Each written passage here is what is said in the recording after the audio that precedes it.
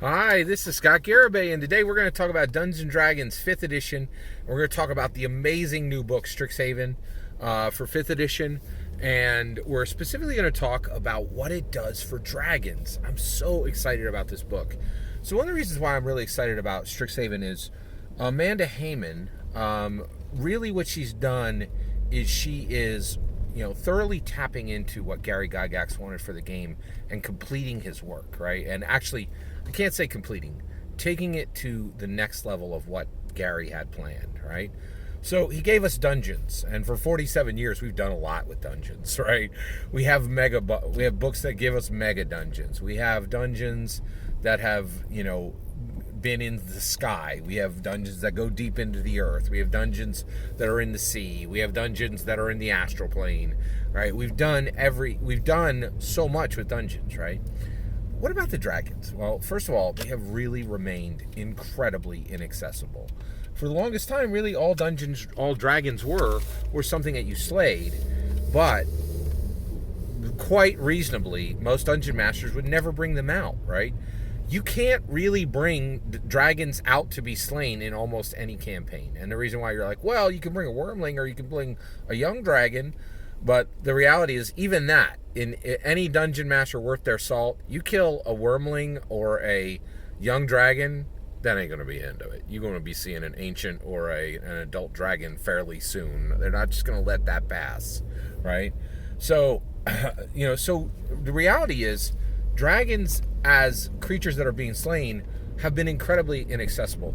And actually, just you're aware, Wizards of the Coast, they did studies. They realized this. That people are like, hey, we got lots of dungeons. Where the heck are the dragons, right? And the reality is, you really couldn't. It was pretty bad. Like you didn't really get dragons in Dungeons and Dragons because they're so inaccessible. They can slaughter entire parties quite easily. And while a party can take a wormling or a young dragon, most smart players are never going to even go down that road, right? Now, we just got Fizzbands, and frankly, I thought Fizzbands was great. We got to learn a lot more about dragons. There's a lot of cool aspects in there. I have to say, I'm not sure it may, that book dropped. I made it accessible to my players. I didn't see a single item come out of that thing, right? And the reality is, like, in many ways, it was like, here's the dragon's lair. Here's where you're going to find him and kill him, right? It was the same old, right? So I did enjoy Fizzban's Treasury of Dragons, but this inaccessibility issue has haunted Dungeons & Dragons. Strixhaven has solved it, right? So Strixhaven is this powerful, incredible new book that's saying, for every wizard, right, there is a place where they can have come from. There is now a Dungeons & Dragons magical wizard sorcerer. Actually, it's a magical school, period. Like, wizards and sorcerers. It's for every class, and it's amazing, right? And it really brings this wonderful new college experience to Dungeons & Dragons, and it's very exciting. But one of its most exciting aspects is what Amanda Heyman has done with dragons, right? So we have these highly inaccessible dragons. They try to overcome the hurdle and do something meaningful with them in Fizzban's Treasury of Dragons. I don't think they really got there, right? But Strixhaven, Amanda Heyman has solved the problem. So here we go. So what is a dragon in Dungeons & Dragons? Well, let me tell you about 5 specific dragons, okay?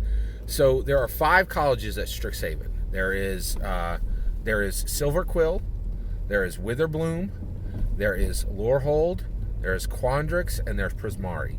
And each one has an elder dragon that is the founder of that school, okay? And so when it comes to these dragons, right, they are named and they are a part of Strixhaven, right?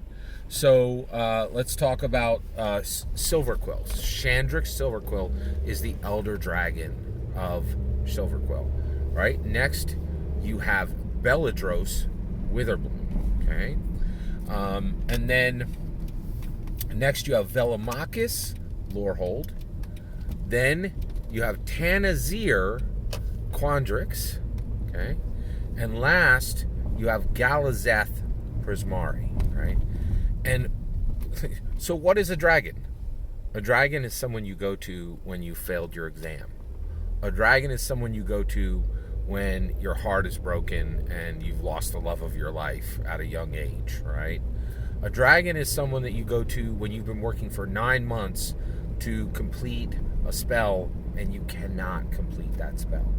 These dragons are accessible, and they have much more of a utilitarian palette. They're much more accessible than any of the dragons you're going to find in Fizban's Treasury of Dragons, right? And so this is what Gary wanted. He wanted solid, exciting dungeons, right? But Gary also knew that, in my humble opinion, Gary knew that what he had planned for Dungeons and Dragons to accomplish for the human race, for humanity as a whole, it wasn't all going to be done within his lifetime, right? So he carefully positioned Dungeons and Dragons so that it was free from himself as a creator. J.K. Rowling did not learn this lesson, right? And it's quite likely that Harry Potter will pass away before J.K. Rowling passes away. I hope she lives a very, very long life, and so I think it's highly likely she will see the death of that intellectual property, right? Parents are not supposed to outlive their children. It's quite sad. Now, of course, that's an intellectual property child that she's having.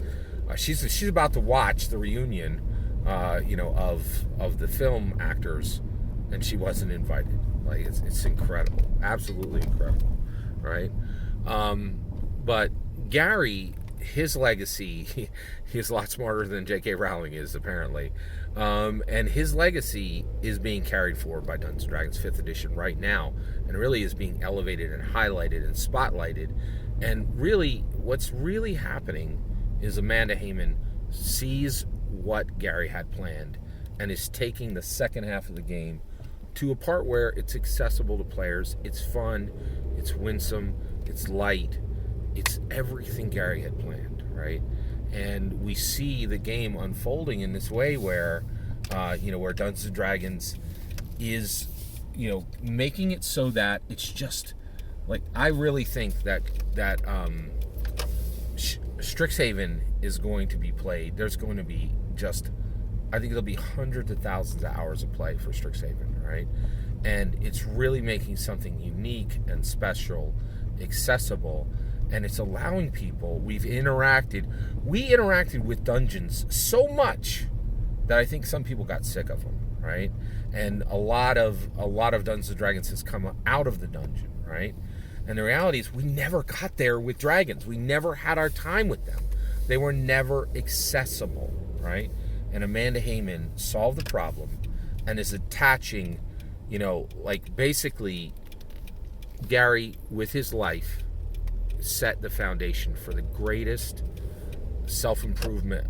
I really believe what Dungeons & Dragons is that it's a tool that charismatic, confident, intelligent people can use to make themselves better, and by extension make their communities better, and by extension make America better, and by extension make the world better, right?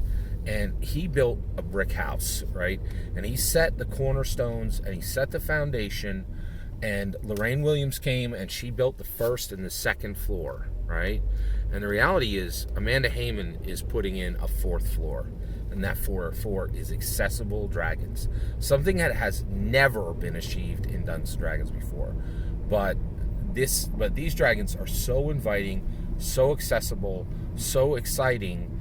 It's just like, it's really an amazing accomplishment. My hat is off to Amanda Heyman, and I really, really encourage you to go get this book, put this onto your shelf, and determine exactly how you're going to use this, because there's so many ways to use this book. It's truly incredible, and I really think this is a great addition to Dungeons & Dragons 5th edition. All that's my opinion.